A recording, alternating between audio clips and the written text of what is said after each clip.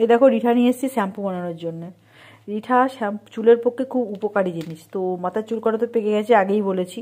তো সে কাটা তো আর কাঁচা করা যাবে না, কমসে কম টাকলা হওয়ার আগে ভাবছি চুল কটাকে মাথায় ঠিকঠাক গজিয়ে রাখবো, ওই জন্যে।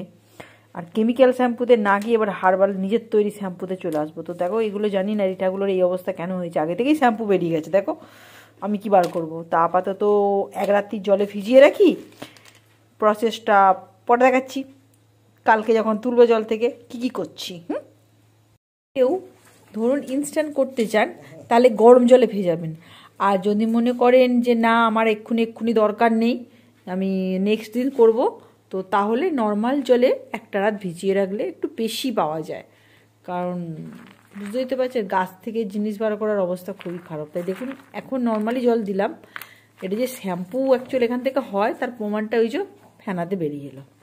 তিন আনিকে তোলাই হয়নি, আমাদের তিন দেখবি কি হয়েছে, দেখাও দেখবি তিনকে। এটা কি কালকে তুমি এটা শ্যাম্পু করবে? হ্যাঁ চুক করবে, এই খেয়ে নিস না যেন পেট শ্যাম্পু হয়ে যাবে।